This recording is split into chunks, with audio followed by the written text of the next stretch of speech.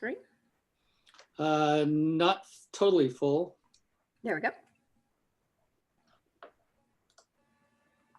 That look good? I think so. Yep, that's great. Okay. Okay. All right. Well, thank you guys so much for joining the meeting tonight. And I'm so happy that there's so many people that are interested in bald eagles like I am. And as Dan mentioned, Turtle Bay has been a very special place for me. I met my husband. We were both walking our golden retrievers, and we met walking our dogs down there. I saw my first eagle there, as Dan mentioned. I grew up in the Midwest, so we didn't have too many eagles around where I was in a suburb outside of Chicago. So I didn't see my first eagle till I was 32 years old. But I still remember the date. It was February 22nd, 1992. And so that was just, I didn't know at that time that eagles would become such a big part of my life, but I still remember that date. And then I met my husband a year later on the trails at Turtle Bay, and we ended up raising our son there. And that's kind of where the story begins. And now today, Turtle Bay has kind of become a living laboratory for me. I spend so much time down there riding my bike around and following the eagles and documenting them and photographing and taking videos of them. And I've just learned so much. And I'd love to share that with you guys tonight. And I hope that you learn a lot about eagles and just enjoy seeing some pictures and hearing the stories. So I'll go ahead and get started. So the story of the eagles began way back in 2004. We first spotted the bald eagles starting to spend some time in the Turtle Bay area. Before that, we were very excited whenever an osprey showed up. We were into birding, but we kind of liked the big birds, the raptors. And so we were very excited when the leaves fell off and we saw this massive nest right on our main walking trail that we walked about 5 nights a week after we got off of work. And we're like, oh my gosh, they're going to nest there. So we were really excited to see that big old nest. On the other hand, Caltrans was not quite as excited when they saw the nest because they were planning a $25 million highway bridge reconstruction project very close to the eagle's nest. So they didn't know what to do with that. They'd already done their environmental review, and then that popped up. So they met with some groups. I believe they met with some of the Audubon folks, and they just tried to come up with a solution. And the best solution they came up with was to put this large cone on their nest and try to deter them from nesting there. So that's what that picture is. And I was quite shocked the first time I drove by and saw that because I had been watching them bring sticks into the nest. The cone went up in November. They generally return to the area in October, most likely for the Chinook salmon run. The fall run is that used to be very, very large. So they tend to come back in October and kind of start working on the nest. So they'd already been working on the nest when I saw that cone. So I had to let a few people know that I was a little concerned about that and kind of became the squeaky wheel on that. But pretty soon, a newspaper reporter picked up on the story. And as some of you guys know that might have been here at that time, they became front page news and it was a big story. But we finally met with the folks at Caltrans and Fish and Game and a lot of people that were involved in that project. And they decided that the eagles were not getting the message. So they decided to take the cone down. So we were quite excited about that. And the next day, the eagles returned as soon as that cone was removed. The eagles came back and started working on their nest again as if nothing had ever happened. And they did end up having 2 eaglets that year, which were not named by our group, but they were named through the Record Searchlight, Conehead and Freedom. And the construction was going on and it just didn't bother them. Liberty's a very, very tolerant eagle. That inspired the writing of our children's book. Hopefully some of you have read that, called The Unstoppable Eagles, that I wrote with my sister Joanne, and my niece Sarah did the illustrations, and that was pretty cool. I've always wanted to write a children's book, so I was so excited. And I thought that was a great story because it had a happy ending. They got to build their bridge, the eagles got their nest back, and the community was happy. So it was a really good story, a nice happy ending. We did receive the Gillette Burgess Children's Book Award, which was a little icing on the cake there. So that was cool. So Patriot and Liberty continued nesting there. They did lose one nest, fell down, and they built another nest one tree over. So they had two nests, but they just kept nesting there and raised 13 offspring right next to that highway bridge. It's pretty amazing. The pair spent most of their time at Turtle Bay, but I found out years later, and you need to remember this part of the story, that they were seen quite often down at Riverview Golf Course, which I, of course, had never known. It's a private country club. So I didn't realize that at that time, but I found out later that they did like to go hang out down there as well. It's right next to the river, so it's another great place for eagles. You might notice in the photo on the right that Patriot had a dilated pupil in his right eye. Not sure what that was about, but that was one of the ways that we were able to identify Patriot from Liberty and from other birds.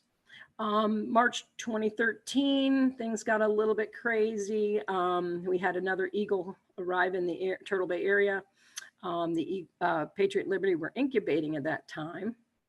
And he came in and he started challenging Patriot. And normally Patriot was able to run off any other eagles, adult eagles that came in the area and that were threatening his nest or his territory. But this little guy just kept coming back, which was really unusual. We found out later that he probably most likely sensed a weakness in Patriot. And I'll talk a little bit more about that. But he couldn't chase him out. He kept coming back. And Patriot finally ended up getting into an aerial battle with him a few months later. And he pretty much fell from the sky, the witnesses that saw that said. And we found out later that he had rat poison in his system. So he was weakened and we just didn't know it. But he wasn't able to fight that guy off. Eagles do mate for life, but they will choose another mate if their mate dies because they need to continue to reproduce and pass on their genes. The female chooses her mate. Liberty did not like the new eagle that came in.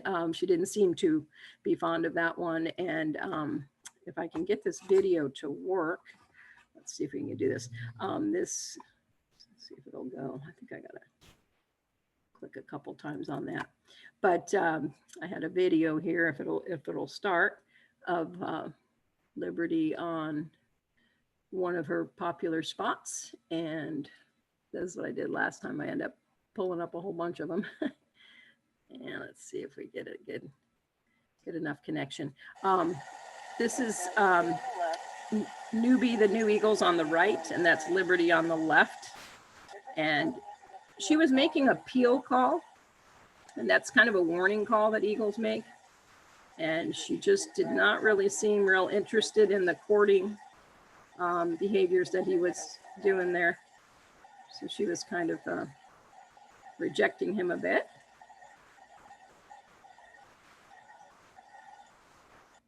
And that was him. Let me see if I can get that back off of there. Oops. I ended up bringing up a few of those, didn't I? Different video. Okay. So let's see. Let me get this back up here. So Terry, just FYI, I don't know if I didn't see that video on my screen. Oh, you didn't? Okay, so the videos aren't working? Okay, I'll skip through that. Sometimes it might for some people. I'm not sure how that works. I noticed when I tried to play videos, sometimes there was a lag. Well, we can show that. We'll show that at the end. If the videos aren't working, I'll show those at the end or something. Sounds good. Anyway, so Liberty ended up choosing a fourth eagle that ended up in the area. And I had a video of him sitting with her on that same tree, and she actually moved toward this eagle, and started singing with him, and you know, kind of pecking at him a little bit. So she kind of made her choice there, and that eagle ended up being named Spirit. And so Spirit was her mate. In 2014, that next year, she laid 3 eggs, and we were really excited. But none of the eggs hatched. They all started kind of falling apart, and it appeared that they hadn't been fertilized. So Spirit was a young male and didn't quite have the fertilization part figured out yet. So we didn't get any babies in 2014, but the following year, Spirit got lots of practice being a papa eagle, and she laid 3 eggs again, and all 3 of them hatched, and so those are the 3 big babies in the nest, and they were named Pie, Patty, and Poppy, and this was still at the Turtle Bay nest here. 3 big babies, so they had their talons full, I guess you could say. There we go. So eagles, as most of you guys know, they primarily feed on fish. They love the salmon, they love the trout in the river. They get some smaller fish out of the ponds, the duck ponds. But they're also scavengers. They also eat carrion, and you can often see them eating a nice big dead Chinook salmon along the Sacramento River. So this is Liberty there, this calm Mama Liberty with her 3 fledglings all fighting over the big dead salmon. It was about a 25 pounder. It was a big one in the rocks there, and they were all taking turns on that. So that was an exciting day for me because I got the whole family. You can't quite see Spirit in this shot on the right, but you can see his foot and his tail feathers, and he was like, "That's enough for me. I'm out of here." But Liberty stayed there with the babies, and it was a cool morning for me to see that. I'm going to skip through that because we're not sure if the videos are working or not. The other thing the eagles enjoy eating are some waterfowl, and one of their favorites is the coots, who we see in the large groups on the ponds and in the river. The coots, the bottom picture there, you can see they have lobed feet instead of webbed feet. And so they can't really get off the water real quickly. And that makes them easy prey for the eagles. They're a bit more work to eat because the eagles have to defeather them. That's Liberty on the left, carrying one of her a coot, and then she's devouring it there on the right. And like I said, they have to pluck the feathers off first, so it's a bit more work, but they do seem to eat coot quite often too. Things changed in 2015 when our eagles decided to move down to the Riverview Country Club. If you remember earlier, I mentioned that they had been seen down there, so they did spend time down there, but this was the first year that they actually started nesting down there. You probably noticed that that's not a cottonwood tree that they're in, and that's a gray pine tree. And you might notice that that is a witch's broom, which is a growth, like kind of like mistletoe in a tree. Doesn't hurt the tree that much, but it's just massive growth of pine needles there. They built their nest on top of that, so it was really unusual. Pete Figuera said he'd never seen that before. But anyway, so now they're down at Riverview Country Club, and they had 2 babies their first year. They were successful. So this is Liberty and Spirit, her second mate. And they were appropriately named Birdie and Bogey. We were actually trying to win favor with Riverview a little bit because we were trying to get them to let us move our Eagle Cam equipment down there to put above the nest, but they were not going along with that idea. But we did get them named Birdie and Bogey the first the year they were down there in 2016. 2017, and I think this is where we left off at my last presentation, if you were there for that. Liberty lost her eggs down at Riverview. The nest fell down, the one on top of the witch's broom, fell down during a windstorm in February. So she ended up heading back to the Turtle Bay nest, and she laid what's called a second clutch. And we were able to get the Eagle Cam working again, which was really exciting. And so we turned that on, and she laid 2 more eggs. And as you can see in the photo, one of the eggs didn't hatch. And so we only got one eaglet that year, and he was aptly named Solo. But the problem ended up being Liberty was about a month late now on her normal nesting schedule. She normally lays eggs in February, and the babies hatch in March, around St. Patrick's Day or into the 20th, 23rd, 24th of March. So now she laid the eggs in March, and the Solo hatched in April. So we were a month off schedule. It ended up being a very, very hot June.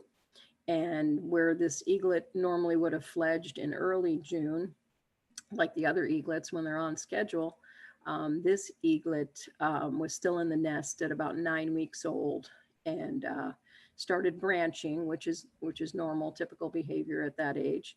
Hopped up onto a branch, came back down to the nest, hopped back up to a branch, and fell. And I got a phone call from someone watching up in Coos Bay, Oregon, Rita. She's on our Hancock Wildlife discussion forum. And she said, Terri, Solo just fell. I wasn't watching the cam at the time. So I ran down there. It was 112 degrees. I'm Irish, so I don't do very well in heat. I'm usually out at Whiskeytown Lake in the summer. So, but I had to go down there and see if I could see Solo, hear Solo, and find her. So I ran down there. Didn't hear anything. Didn't see the adults. And so I went home. Came back a couple hours later. Kit and I went back down and looked again for a couple hours and just couldn't locate Solo at all. The next morning, a friend of mine, Mark sadly passed away in April.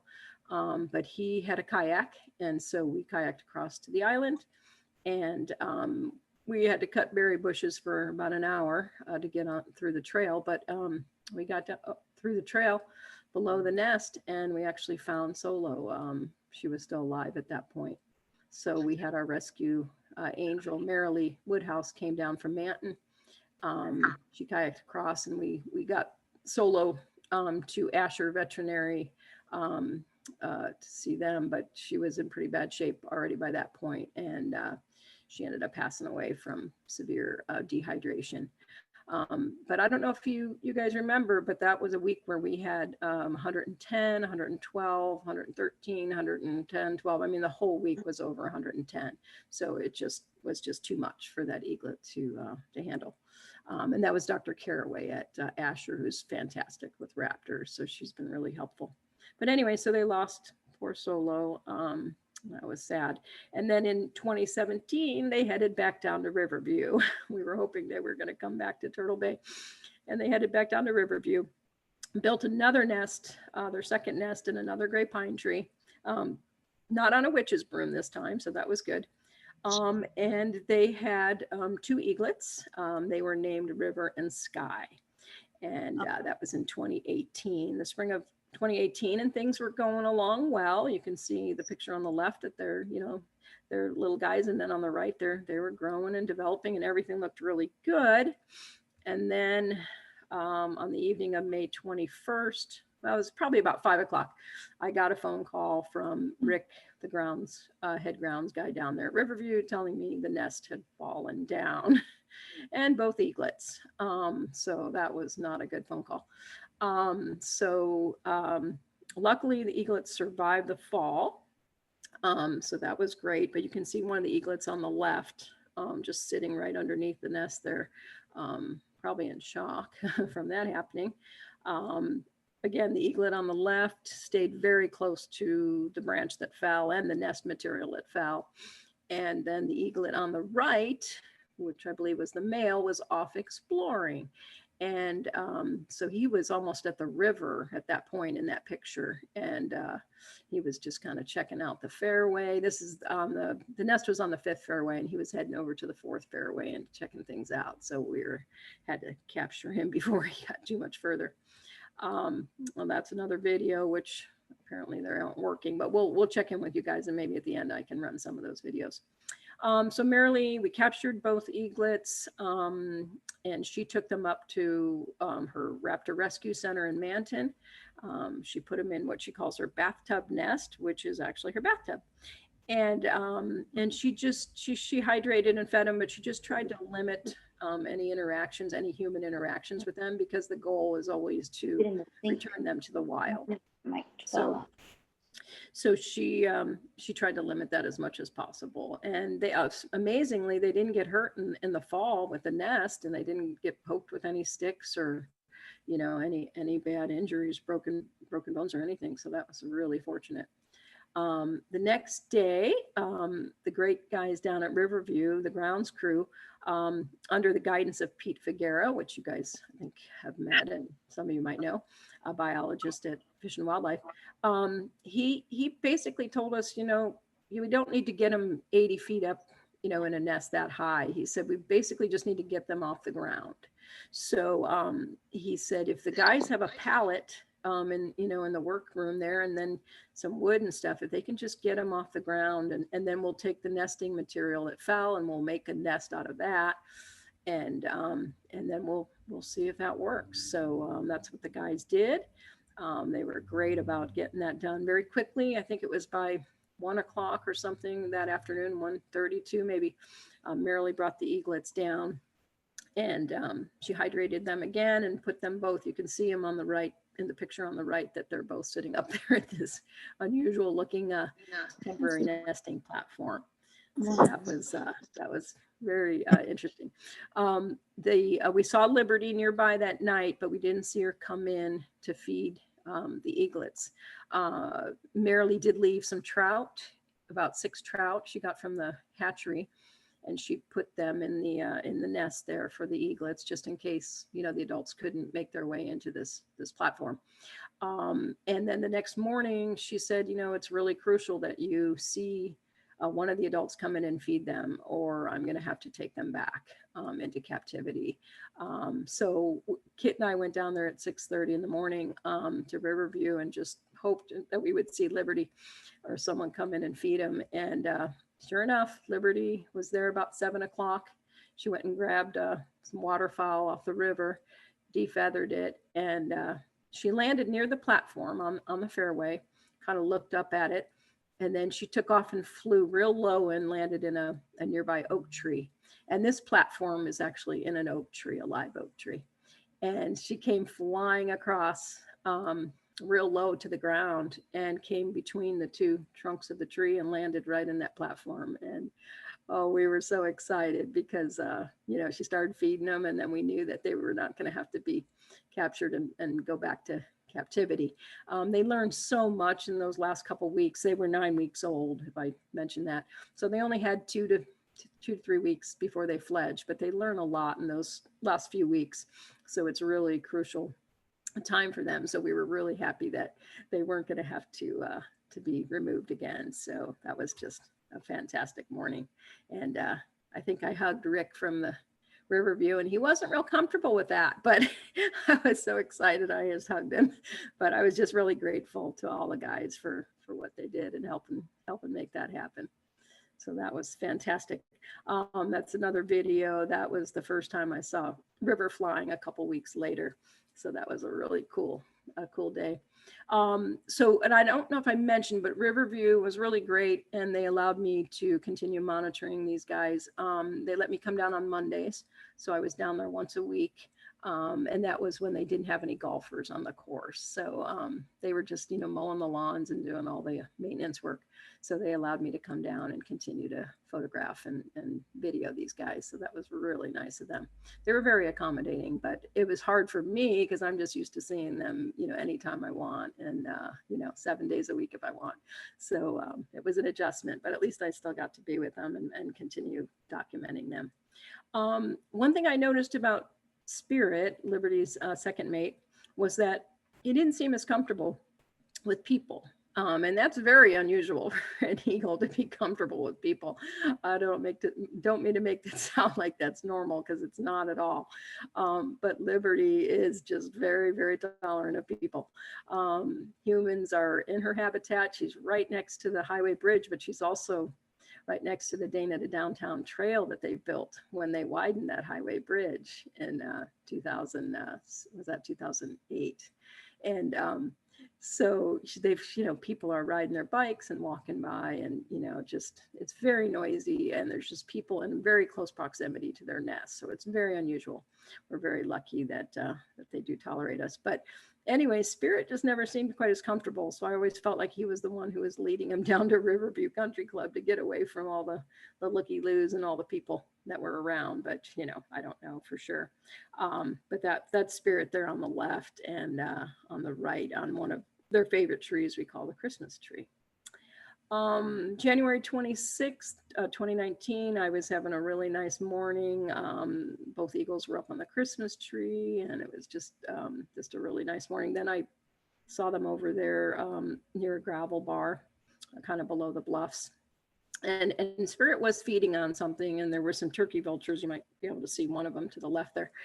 And I'm not sure what he was feeding on, but he was feeding, and they were kind of calling and, singing to each other a little bit, and, everything seemed really great. But that was actually the last time I ever saw Spirit. And I didn't realize that obviously at the moment, but yeah, those are my last photos of Spirit, her second mate. The next time I went down to Riverview, the next Monday, it was early February, I spotted Liberty. I was taking pictures of her, and I saw an adult eagle coming in and flying in. So I was like, oh, good, here comes Spirit. And I was all excited. And what I didn't realize, he didn't land next to her, which that was odd, because usually, right around, egg time, they're mating and they're sitting really close. So that was unusual. He landed in the same tree, but he didn't land right next to her. And she was kind of doing a peel call again. So that's a warning call. So I was like, there must be another eagle around that's bothering her. And I actually didn't realize it till I went home, because it's really hard to see this, but on the bottom picture, that's her third mate, that's Guardian, but he has a little bit of dark feathering on the sides of his eyes, and that's the last part that turns white as an eagle matures. It takes about 5 to 6 years, and so it's a gradual process. Well, he was a young male. And so he still has a little bit of dark feathering there, and he has a little bit on his tail feathers. We can still see it. We can see it on the Eagle Cam today. The top of a couple of his feathers have some darkness on them. So that'll gradually turn all white. But anyway, so he was a young male. Liberty is a cougar, as we like to call her, because she likes those young males. But all of a sudden she's with this other male. I didn't see Spirit anywhere. We didn't get any reports of a dead eagle or injured eagle, so we don't really know what happened. I wasn't able to be down there like I was when Patriot got run off, so I didn't get to witness it. But he could have ended up in the river, and maybe his body got washed down somewhere or something. But because we didn't get any reports of a dead eagle anywhere. So, but she was with this other eagle, and we were pretty close to egg laying time, so she paired right up with this guy, and she was mating with him, and she was just days away from egg laying. So they bonded quite quickly. And then a couple days later, as if she hadn't been through quite enough, and as many of us had to go through, we had the Snowmageddon snowstorm on February 12th. And oh my gosh, Riverview, as you can see from that picture on the right, it looked like a tornado had gone through that area. And just so many trees just snapped and came down. And sadly, Liberty's nest, her second nest, came down. Or no, that was her third nest. Her third nest came down at Riverview.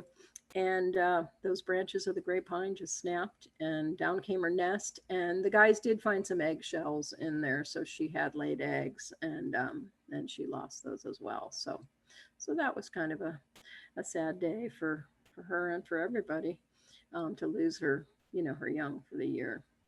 That was a video that I took of her when she was sitting up on the nest next to where the nest was supposed to be.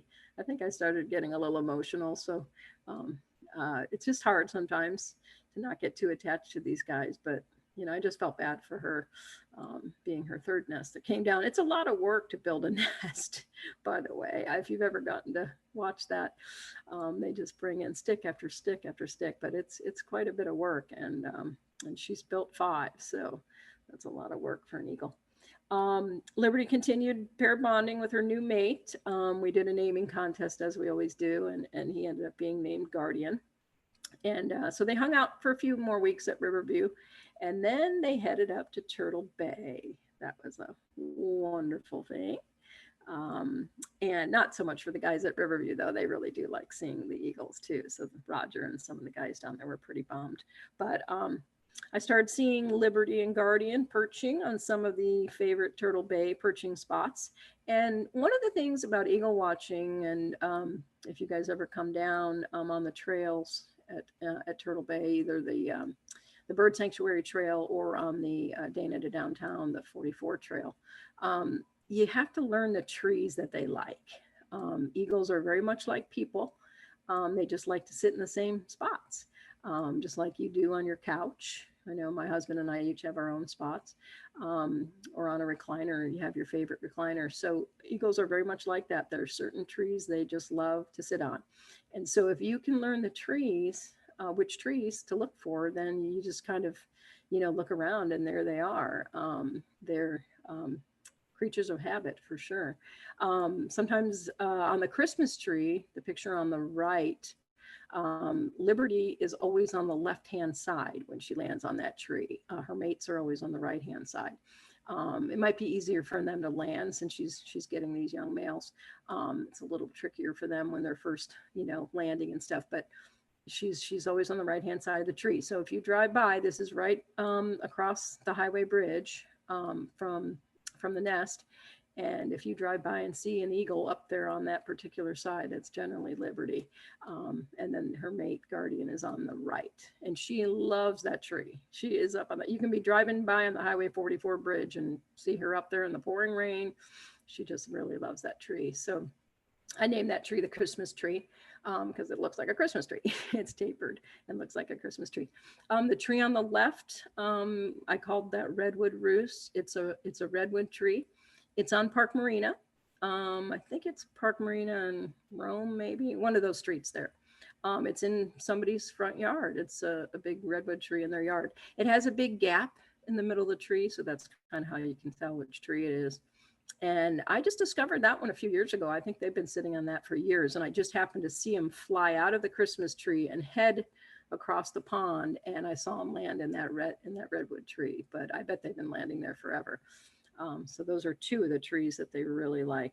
The tree on the left is the family tree. That's lost a lot of branches. There used to be some really nice horizontal branches sticking out that have broken off because it's a cottonwood tree. And I named that the family tree because I saw Patriot, her first mate, and all three of their babies one time came flying in and landed in that tree with him. So I'm like, oh, that's the family tree. So that's that tree. And then the tree on the right is my new favorite tree. You can see that one if you're on the Dana to Downtown or the 44 pedestrian bike trail. You can even see that driving by on Highway 44 too. It's a dead cottonwood tree. It's just a great tree. It's really close to the nest, so the eagles land there all the time.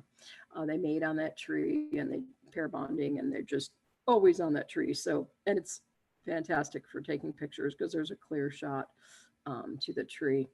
So in 2019, after losing her second mate Spirit and then 3 nests down at Riverview, they finally started bringing in sticks to the old nest at Turtle Bay. And this time in a cottonwood tree, not in a gray pine tree. So, so we were excited about that.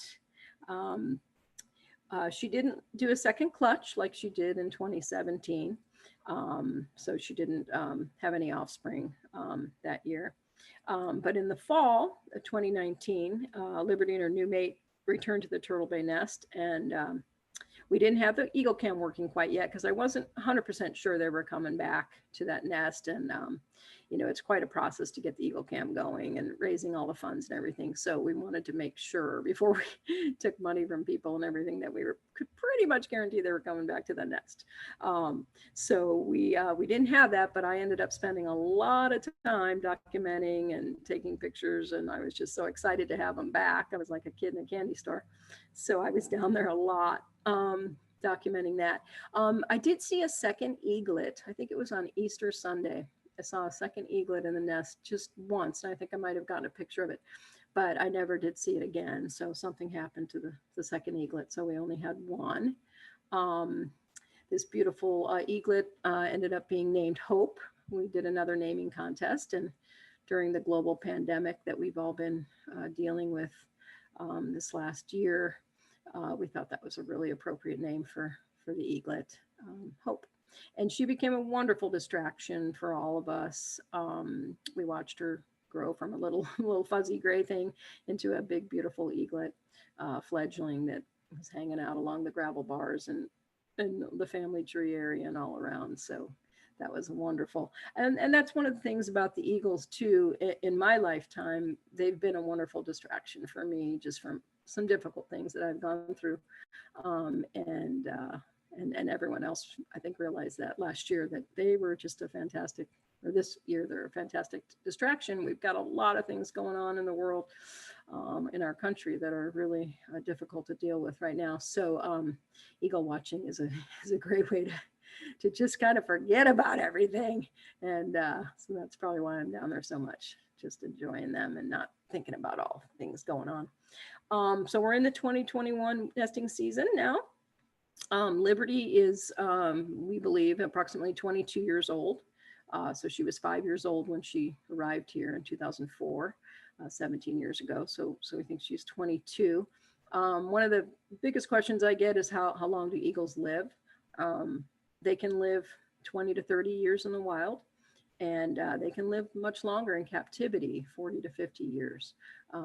Most of the things that take eagles out are man-made things. So they do live longer in captivity and have a constant food source there as well. Liberty's been a very productive eagle. She's had 22 offspring with her 3 different mates, Patriot, Spirit, and now Guardian, from 2007 to 2020, or 2020, our current year.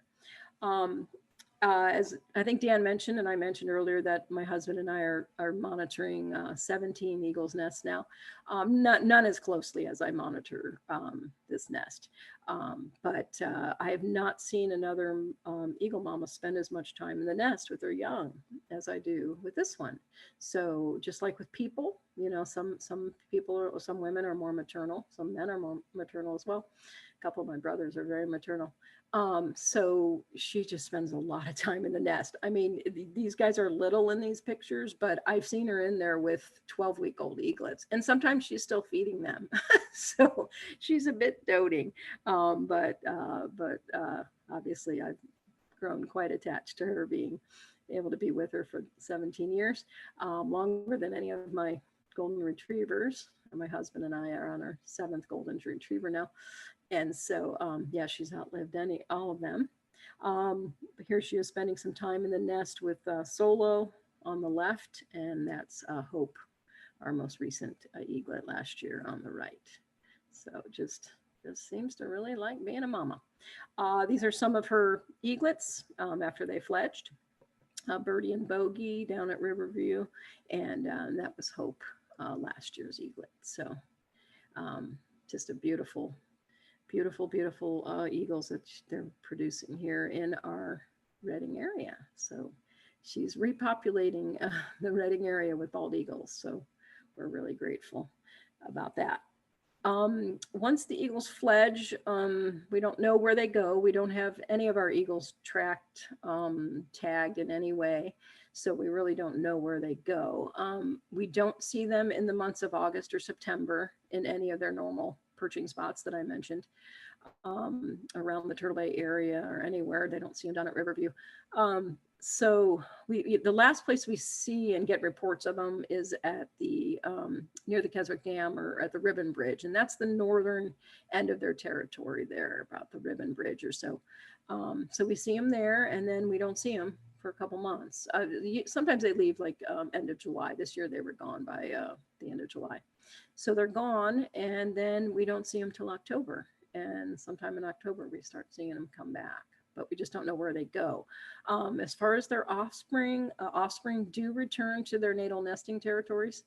And we believe that some of the eagles that we see, the young eagles, are Liberty's offspring.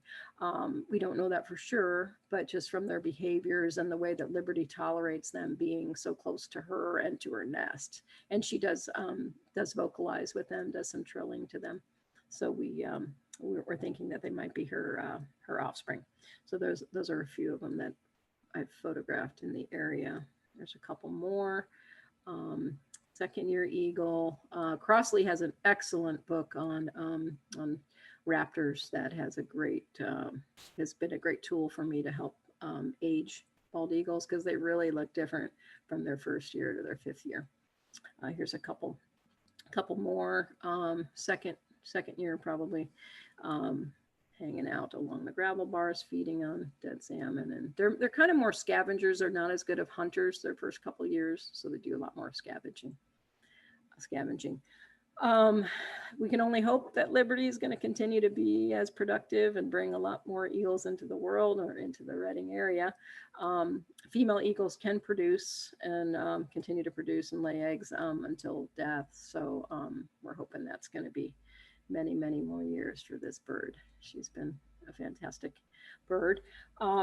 This is Liberty here. I took these pictures last year. This is near that pond perch spot that I really enjoy photographing them on. She took off from that. She was looking at something and then she took off, and I wasn't quite sure what she was going to do. And she's a tree hugger there on the left. I think she's going to give the tree a hug, but she actually ended up grabbing a piece of that loose, snaggy bark off of the tree and flew across and took that up to the nest. So eagles will use that and soft grasses.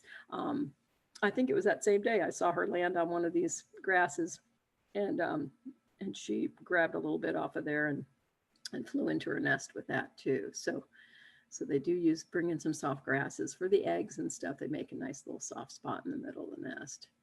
So they've already been doing that this year. I love capturing the liftoff shots. That's one of my favorites for all of those folks who follow on our Facebook page or on the Hancock wildlife page. You have to be patient. Eagles don't give you a little tweet. I'm not on Twitter, but they don't give you a text or anything right before they lift off. So you just have to be patient, sit there and wait. A lot of photographers that I see down there are not very patient. They come down and they want their shots and they want them now.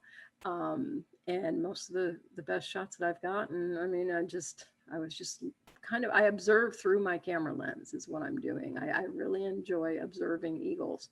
So I'm just observing them. And then if they do happen to take off, hopefully I'm not distracted and I'm looking through at that moment, and then I just click away and catch them in those beautiful liftoff poses. And you can see those beautiful huge wingspans, about 6 feet, maybe a little bit more for the female, but that's just beautiful. A lot of people ask, how do you tell the females from the males? A couple things. One of the things is that their beaks are wider. So in that illustration or diagram up on the left, if you took a ruler, like that pink line is coming down from the eye to the outer edge of the beak, the females' beaks are wider. The males, that got cut off in this picture, but the males go about halfway to the across the eye. So they're not quite as wide. They're not quite as deep. The females do more of the feeding of the young, so they have maybe that's why they have the deeper beak. I've also noticed a lot of the females that we watch at these other nests have a notch in their collar. Liberty has a really significant notch where her white feathers and brown feathers meet. It goes up into the white feathers there. So if she's facing front, you can see that sometimes. So that's one way that you can tell which one that's Liberty. Guardian, her third mate, his eyes are really, really intense, more than the other two mates I've noticed. He still has a little bit of those dark feathers on the sides. It doesn't show up as good in some of my shots, but it's still there. If you look closely, and he's still got a few dark spots on his tail feathers. So he's about 6 years old. The females, about a third larger. Now, Guardian's big for a male. He's probably her biggest male mate so far. So he sometimes makes it hard to tell, but he's on the left there. That's Liberty on the right. And so you can see that she's, about a third bigger. She carries the eggs, and she can have 2 to 3 eggs. So, and they're larger than a goose egg. So she needs to fly with those. So she needs to be a bit bigger to be able to do that. But you can see in that picture, especially on the right, you can see that Guardian's eyes are just look a little bit different, a little more intense looking than Liberty's eyes. Liberty's are a little bit softer looking to me. So that's one way I can tell them apart. They have different vocalizations. We've talked a little bit about that. If I can get the videos working for you, you can hear some of those. I love hearing the trilling is just, they just throw their beaks up in the air. And, you know, it seems pretty joyous to me. I know we're not supposed to humanize them, but they look very happy when they're doing that. It's usually when another eagle joins them, either the mate joins the other mate, or sometimes when the offspring, a gal on the trail was just telling me today, and Linda was telling me that she heard her trilling when one of the offspring landed nearby. So that is one of the vocalizations that they do, and it's one of my favorites. I could listen to that all day long. It's very, very special. So right now they've been working on their nest at Turtle Bay. We have been able to watch that on our new Eagle Cam, so that's been fantastic. That is the pond perch on the left again. And so they're preparing for egg laying in less than a month now, but usually early to mid-February, so we're getting close. The eggs are incubated for about 35 to 40 days, and the male and female take turns. The female does the night shift for sure, and she spends more time during the day, but the male does come in and give her some breaks so she can go out and feed and just take a break. So so that's going to be happening here pretty soon in February. And then the eaglets will hatch out in mid to late March after the incubation period. And the little babies will be in the nest for about 11 to 12 weeks before they are able to fledge. So we're really looking forward to that. Thanks to all of our generous Reading Eagle fans, we were able to raise over $7,500 this summer within a week or two. Everyone was just fantastic about that. And we wanted to install a new Eagle Cam. And so we were able to do that. And one of my dreams has been to get a pan tilt zoom camera, because a lot of the other nests around the country and up in Canada, they have pan tilt zooms. And so when the little eaglets are hatching out, you can zoom in really tight. We'll have some remote zoomers that will be working on that. Sue and Barbara and Kit and Shauna and a couple other people will give us a nice close-up when the babies hatch out in March. So we're really excited. And we do have audio, because the Caltrans camera they put in never did have audio, and you miss a lot not being able to hear the sounds that they make. That's my hubby Dave on the left, and luckily he was an electrical and instrumentation technician for many years, because this is some complicated stuff, as you can see, all those wires and all that stuff. And that's Dan Comer from Comer Communications, and he helped us out getting the new Eagle Cam and all the equipment replaced this summer. And Joe Pfeiffer he works with explore.org, orchestrated everything, assembled everything for us, and was just fantastic. And he actually volunteered his time in honor of our dear friend Mark Neal, who passed away, as I mentioned. But he wanted to do that in Mark's honor, because Mark had helped us with this project in 2015. The Eagle Cam is just a wonderful educational tool. I used that in my classroom for many years with my students. They loved it, and we learned a lot from watching that. And it gives everybody else a front row seat to an eagle's nest, being like capturing all the action of an eagle's nest without leaving your living room. So it's just really neat. On the left, that's Liberty. It's kind of a funny story about Liberty. That just happened like a week or so ago. People that watch the cam remember. She was eating a coot. You can see some of the feathers left there. She was eating a coot, and then all of a sudden Guardian came in, and he was kind of standing there, and he was kind of inching closer to her and closer, and she kind of turned away for a minute, and he swiped the rest of the coot. Now, she had been eating for a bit, so she got a pretty good share of it, but she wasn't done. And he swiped the coot and flew out of there with it. So that is her looking down like, where's my coot? It was kind of a funny, her expression, like, wasn't there just a coot right there? But anyway, and then, so you see all these cool things happening that we can't obviously see from the ground. So that's why the Eagle Cam is such a great thing to have. On the right, that was from Patriot and Liberty Days. So it's kind of a fuzzy picture. That was the Caltrans camera that they installed. But that was a really cool thing that happened when we were having a major hailstorm in March, as we do in Reading sometimes. And the babies had just hatched out. I think one hatched out on Monday or Tuesday, and the other one just hatched out on Friday. And we were getting these torrential downpours and torrential hailstorm. And Patriot, who was smaller than Liberty, was in there trying to cover these babies who, don't have the right feathers yet, to protect them. And they're just really vulnerable that first few weeks. And so he's doing his best to kind of spread his body out and protect the babies. And all of a sudden Liberty came in and she spread her body out on top of Patriot. And to me, that was the only way those two babies survived that year, was just those two, doing everything they could to protect them. So that was a really neat image that we captured. Those are called screen captures when people do that. So it's been a fun hobby for me, obviously, and for my husband as well. But it's kind of nice too to make a contribution to science if you can, as everybody in Audubon does. So we started collecting the nesting data on the eagles, and we have one of our members of Hancock Wildlife who is really great with spreadsheets, and so he did this really detailed spreadsheet of the nest, and then Liberty and her mates and all her babies and all that. So so we're able to share that with local biologists. So we're doing that.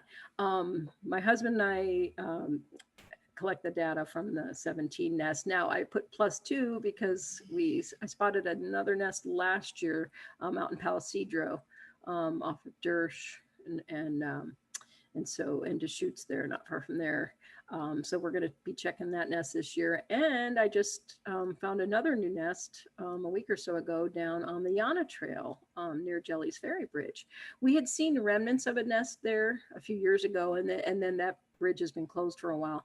So we were driving over it, and I looked, I said, well, that looks like a big eagle's nest. And so we went down there a few days ago and did see a female sitting across the river in an oak tree. So that was a good sign. So we might have 2 more added to that list. So we might be at 19. So we make regular visits. We have to walk our golden retrievers. So we just we don't have to hike to all these nests. Some of them we can just do a drive-by and pull over and see things, take pictures and such. But a lot of them we hike to, and we get our dogs walked while we're just having a nice nature walk and checking out to see how many eaglets each of these nests have. So it's kind of a fun hobby. In 2019, some of you guys probably heard the story. We were surveying the nests out at Whiskeytown Lake, and I took some pictures because I wasn't sure how many babies they had. So I took a picture, and that picture on the right, I could clearly see there were 2 eaglets, but I showed my husband that picture and I said, does that look like another beak, behind the pine needles there? And he goes, yeah, that kind of does. And so I'm like, oh, we've got 3 eaglets. And I was so excited because they've never had 3 eaglets in that particular nest. So I was really excited about that. And then I went out there, it was Father's Day, and my brother Kevin and his sons were out for a visit from Chicago, and they're quite into birding. They participate in Audubon bird walks monthly. So I said, well, I got to show you guys, one of our nests. So I set up the spotting scope on Picnic Island out there and was looking through the scope, and I just started looking, and I was like, oh my God, oh my God, oh my God. I couldn't believe it. There's a hawk in there, there's a hawk in there. And I knew that this had happened before. So, I was pretty shocked, obviously, to see it, myself. But it happened in 2017 up on Vancouver Island. And my friends David Hancock and Christian Saucy went and documented that, like daily, because it's such an unusual occurrence.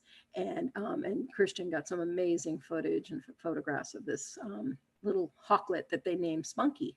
And he had 3 eaglet siblings, big, big eaglets. The eagles get bigger as you go north. So these are huge up in British Columbia. And but this little Spunky survived with 3 eaglet siblings. So when I looked through the spotting scope and I saw a red-tailed hawklet instead of an eaglet, I couldn't believe my eyes. And I was just, oh my gosh. And my husband didn't believe me at first, because it is a hard thing to believe. But he eventually realized that what we were seeing was a little hawklet. Barbara from our group actually came up with the name Tuffy. And so we're going to write another children's book, which I've been dragging my feet on, but I need to get going on that. But I think that's another great story of how this little hawklet ended up in an eagle's nest and how it survived with these 2 much larger eaglet siblings. David Hancock and Christian Sussy came all the way down from British Columbia to document another occurrence of this event. David has been studying bald eagles for his entire life. I think he's 82, 83 now. Started when he was 16 or so. And he's been in eagles' nests. He's done everything. But he thinks that there's a good possibility that the adult eagles were bringing in the hawklet as food to feed their eaglets. And when that hawklet got to the nest, somehow survived being brought in by an eagle, survives that, and then it starts doing a begging call. And I discovered a few years ago that red-tailed hawk babies and eaglets sound quite similar in their begging calls. And so he starts begging. And then David also thinks, because it has a hooked beak, all of their prey doesn't have a hooked beak. So they don't eat things normally with hooked beaks, but maybe because it had a little hooked beak too, that might have been something that those are his ideas. And so instead of eating Tuffy, they began feeding Tuffy. So it was really fascinating to watch this. And I just couldn't believe my eyes. Fortunately, this happened to be a location out at Whiskeytown where we spend a lot of time, and in the summer when it's so hot. And so this became kind of our daily spot where we would go out for a swim, and then I'd take a few pictures while we were out there and continue to document it for about 3 or 4 weeks. So it was really fantastic. There's David Hancock on the right. He was interviewed by the Records, well, I guess USA, well, Record Searchlight, and then USA Today picked up the story on it. But there's a picture of the nest, and there's little Tuffy on the right of the trunk with his mama and one of the eaglets on the left there. But it was really an amazing thing to see. I didn't think I'd be lucky enough to see that in person. When it happened up on Vancouver Island, I wanted to go up there just to see it. And then a couple years later, I was lucky enough to see it right here at Whiskeytown Lake. Now, we didn't divulge that location right away just because we didn't want a lot of people to go out and bother. Those eaglets are not tolerant, like Liberty is, of the proximity to humans. So we tried to keep that a little bit quiet. But after, unfortunately, Tuffy ended up dying, fledged a little bit early, and we found feathers underneath the nest. So we think maybe a ground predator, a bear or something, got him.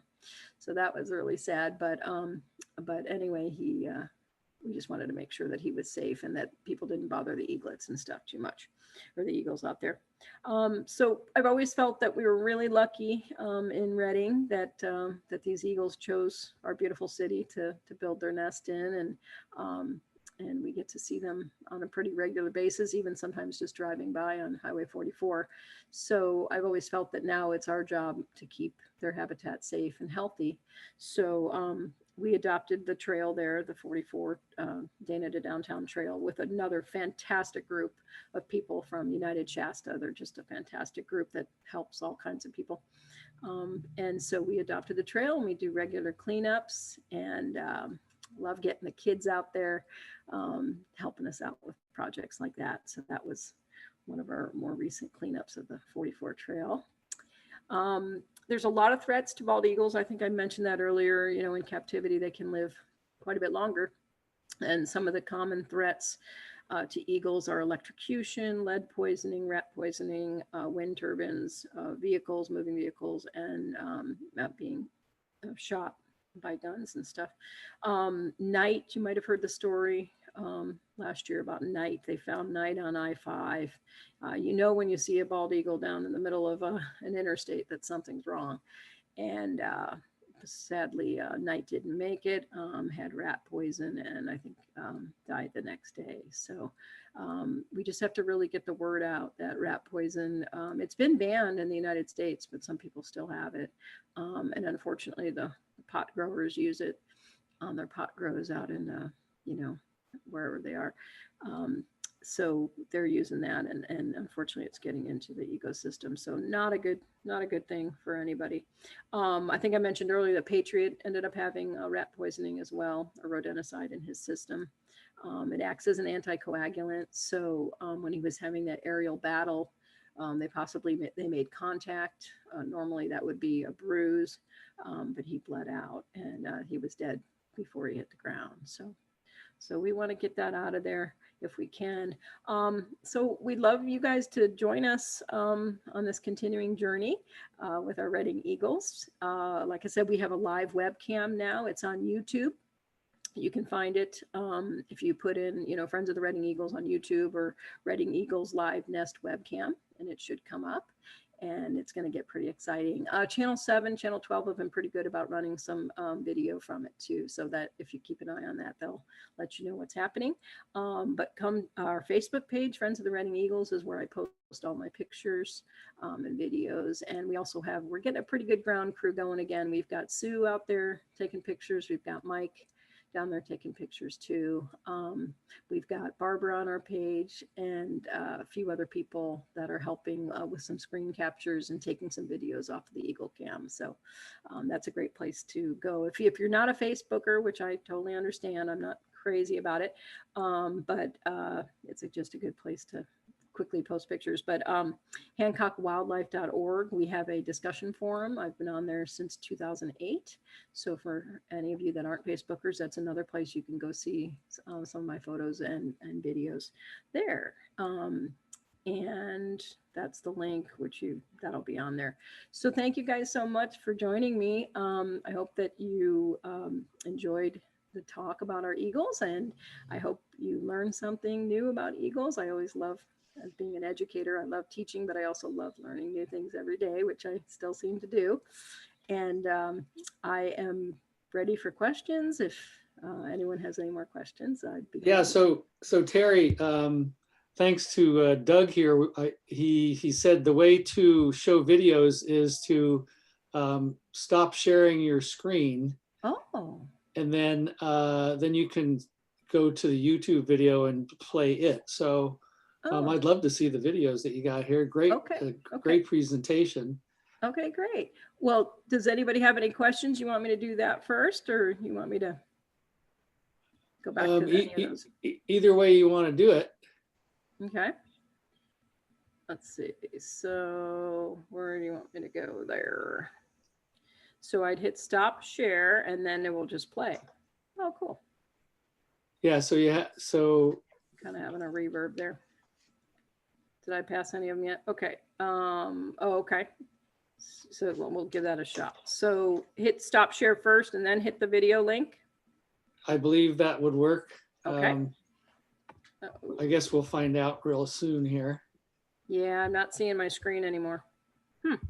Okay, let me. Oh, so you have to I have to share. Minimize your Zoom window, minimize it so you can see. Okay. Minimize that. Okay. I'm going to try clicking on that and then hit stop share. Okay, let's see if that works. Nothing? I think, Doug, if you are unmuted, you might help us with this issue.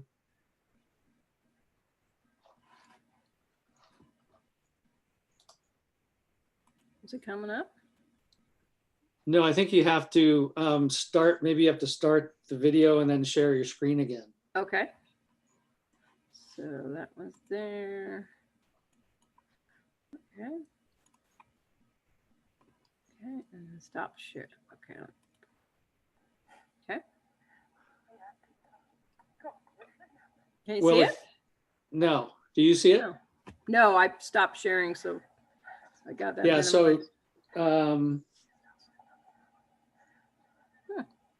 so Doug wrote a message here. You have to stop sharing your screen and then I guess go to the YouTube video. You probably can't play it from your presentation. Okay.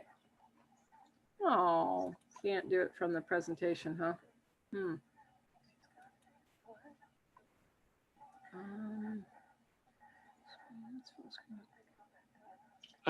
We can't hear you, Doug. Well. Okay, can you hear me now? Yeah. Okay, so put the YouTube up on the screen. Get that up on the screen. And then share. Okay. It's not coming up.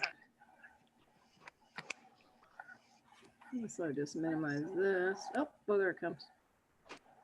Come on.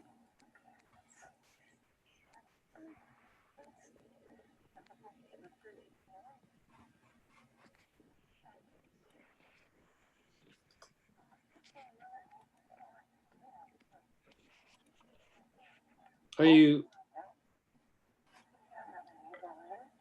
you playing your video or? I was trying to get to that page to find it, but let's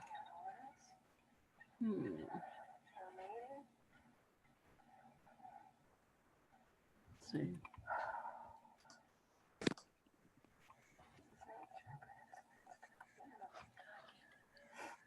Okay.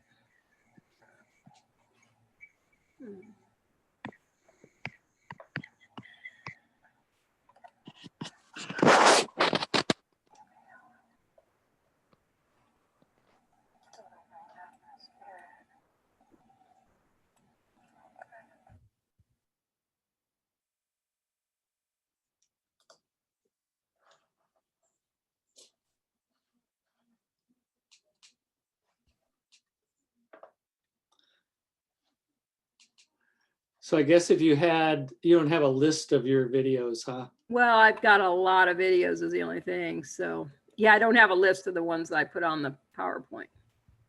But probably if you highlight the links to your videos and then open them on another page or something. Yeah, just like you were. So in other words, go to a regular internet page and then go to the YouTube video and then share it. Okay. Okay, here's one of them. Oh, it is playing somewhere. Yeah, okay, let me go back. Okay.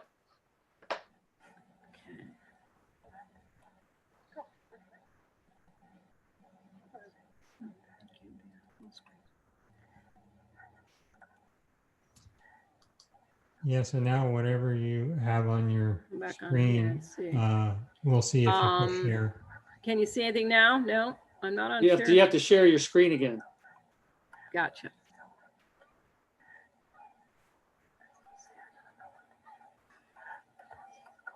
There you go.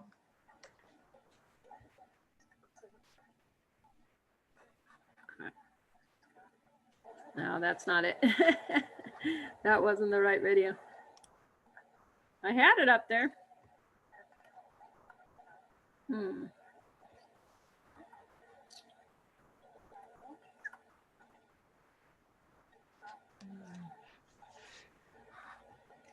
Let's see, maybe I'm on the wrong screen. Oh, there it is.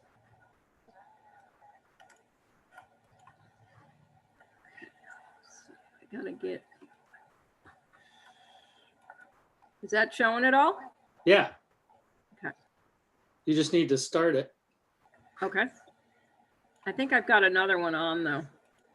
So I can hear another one going. How do I get to that other one? Okay, go away, go away. Can't get that to get off.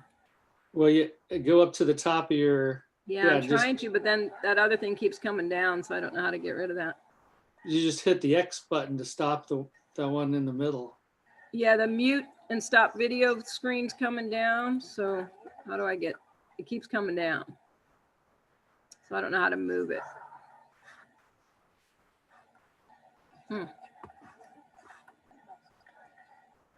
I don't know how to get that off of there. Okay. That's getting a little shaky, but that was the moon they made.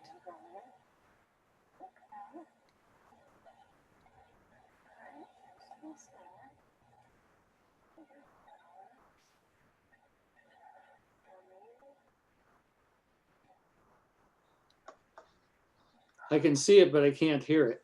Oh, you can't hear? Yeah, because I think there's another one playing. I don't know how to get to that. So I guess you could stop sharing. Okay. Stop sharing. Okay. And then I don't know if you can see your desktop now.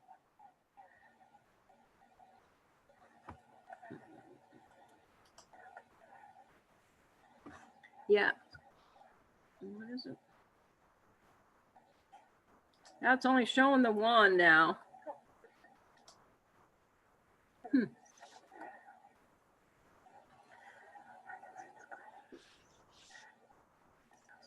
All right. Well, let's see if anybody has any questions. Yeah, if anybody has any questions, go ahead and unmute and go ahead and ask your question. And should I still be sharing screen or no?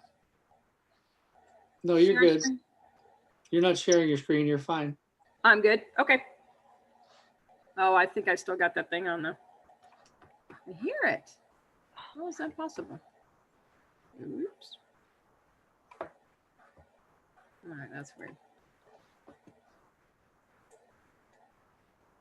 See if I can fix that out. Wow. Does anybody have any questions? There was a whole lot of information in there.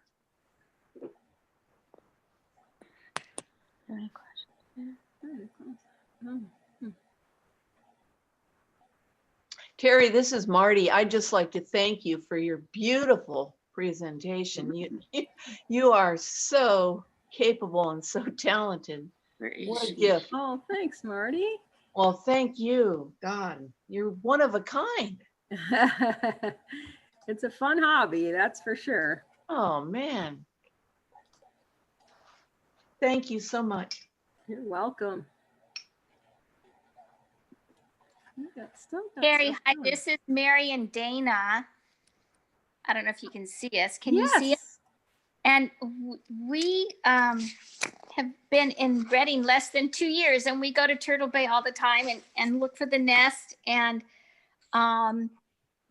a friend of a friend gave Dana, my daughter, she's sitting right here next to me, she's autistic, that book, The Unstoppable Eagles. And there's your name right there on it. Aww, yeah. And also in it is the newspaper article at the time, and it shows the different areas where the eagles go. I don't know. Oh yeah, the map. And I never knew that they went over to this place called Eagle. That there was an Eagle Island and all this. Let me just show this whole article. Yeah, I remember that. Yeah, Damon did that article. Yeah, that was some of their favorite perching spots. Yeah. So we're getting into it. So we just want to get information on how to join Audubon, and then through Audubon, can we give a contribution to you? Is that how it works?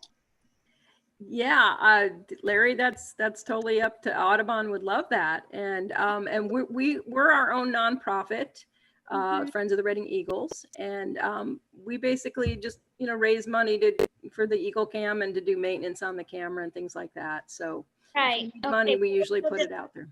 Maybe in the future, but for now we will just start with the Audubon Society. So that'd be great. That would be wonderful. Thank you. This was great things. Thank you so much for your love for the Eagles. Yeah, hi Dana. Great. Dana. Yeah. Hi, Dana. and Mary. Hi. Mary, I'm sure that we could help you from Audubon. Get in touch with Terri if you don't get in touch with her some other way. All right. Yes. We were waiting because of the pandemic. It's like I know. I'm so sad about that. everything. It's outside and we can mask up. I'd love to give you guys a tour sometime. Oh, we go walk over there all the time. Oh, good. Well, I'll look for you now. All right, we will. We'll look for you too, Terri. Good. I'm usually on my bike and I usually have some camera equipment. So if you see me now, you know what I look like. So just stop me so I can meet you guys in person. All right. We haven't been on our bike in a long time, but we were riding our bikes. So okay. Yeah. Great. Okay, good. I look forward to meeting you. Thank you. Thank you. Very informative, huh, Dana? Okay, I'm gonna unmute or whatever. Okay. Oh, you're good. You're good. So yeah, I learned a lot. During your presentation. I had no idea about all the eagle stuff. It was really informative, really great photographs. I'm gonna have to Larry, see. you remember when I was digiscoping? Yeah. I started out with a point and shoot 20 times optical zoom, and I was shooting it through a spotting scope. That's where I started. Yeah, come a long way since then, huh? Yeah. Lots of practice. Yeah, we really appreciate all you've done for the eagles. Thanks, Larry. Not only in our area, but apparently in a lot of areas. And I look forward to the Eagle Cam this year because I mean, I learned a lot, so I know a lot more than I did before. I can't wait to check that out. Oh, good. We're really excited about it. I hope everything goes well. One thing that's really neat to see is, you know, like you talk about Liberty and her qualities as an individual. You know, different mothers will mother differently, and you know, that's a neat thing to see, and it's a neat thing to hear about. Folks that are here, you know, we're welcome to continue talking here, but I'm going to take the opportunity just to say thank you for coming on to the program. And as I said to Mary, you know, if somebody wants to get in touch with Terri, you can probably find her online yourself, Redding Eagles, but otherwise we'll be happy to help you with that. And also, if you want to get into your own nest monitoring, I mentioned it before the program started, you know, get in touch with us through our website or just webmaster@win2audubon.org. And we're not typically doing eagles, we do much smaller birds. But I'd like to invite everybody to get involved in that. For our program for next month, just stay in touch with our website there, and it will be posted what our program will be 1 month from now. Unless Larry, you firmed that up and want to jump in. Well, yeah, once we figure out what it's going to be, yeah, we'll let everybody know. And Mary, if you're interested in joining Win2 Audubon, you can reach me at webmaster@win2audubon.org, or you can go to our website and all the information is there. The Win2 Audubon? Yeah, win2audubon.org. Thank you. Any other questions? Anybody have any questions? Yeah, I have a question. I've been watching them all day today, first time ever, and I'm amazed at how little time they spend in the nest. Prior to the egg laying period, how much time do they spend in the nest? Not much, Joel. They're right on schedule, and I think they're enjoying their last moments of freedom because once they lay those eggs, they're locked to that nest. So Right. Until June, they'll be, you know, pretty much at that nest. But yeah, at this time, they're there in the early morning, around, you know, dusk. At dawn, 7 o'clock or so. And sometimes they stopped in. I was down there today around 11 and they both were at the nest for a little bit, still bringing sticks in, still working on it. That's pair bonding activity going on too. So he's definitely scoring points with his mate, with all the nice sticks he's bringing in and fixing that nest up real nice for her. So they should be pair bonding. They should be mating soon. And they should start spending a little bit more time in the nest as we get closer to egg laying. So you'll be seeing a lot of them soon. Guardian's a smart guy, and thank you very much for the very informative presentation. You are very welcome. I'm so glad you found the Eagle Cam. Please spread the word because it's a new camera. We haven't had a camera in 5 years. It's been 5 years since we've had a camera on them. So we had it briefly in 2017, but a lot of people don't know we have the new camera. So we're trying to spread the word so lots of folks get to watch this. And what's the web address where the camera is? It's on YouTube and it's under Redding Eagles Live Nest Webcam. Okay, so if they go to YouTube and they search for Redding Eagles, they'll find it. Right. Yeah. Excellent. So yeah, we're excited. It's a good quality camera too. It's a very nice camera. It is. I saw in the news that an Eagle Cam down in San Bernardino has started up, and she's laid an egg already down there. Maybe it's 2 now. I don't know.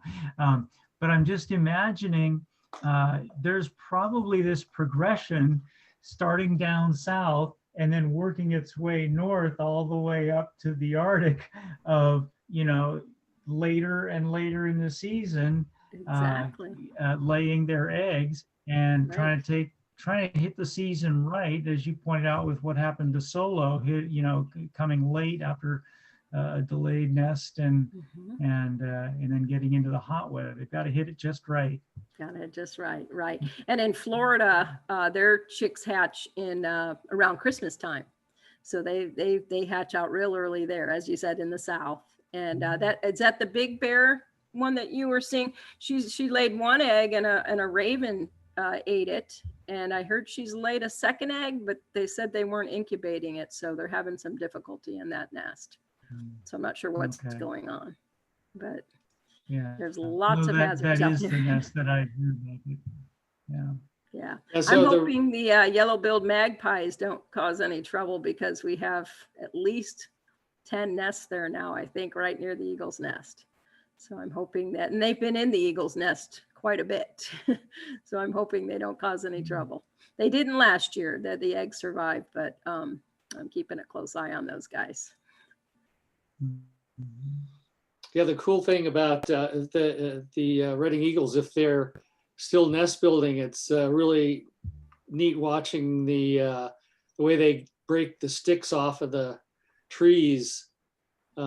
Just the way they fly around and grab the branch and break it off and then bring it to the nest and rearrange it.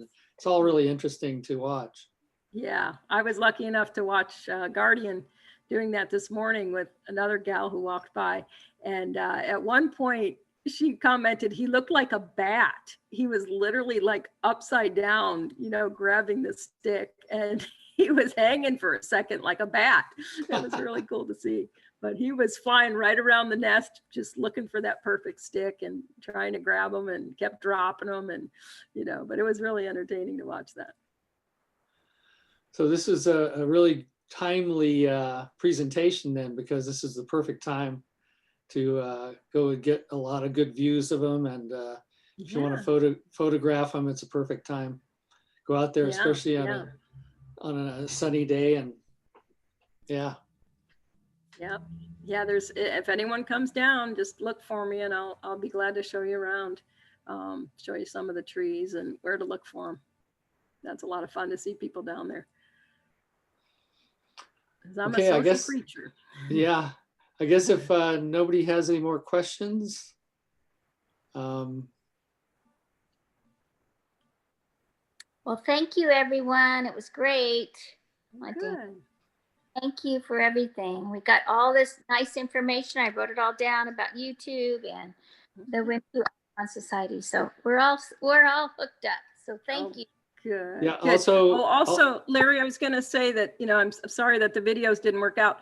But I have probably 300 to 400 eagle videos on the YouTube page.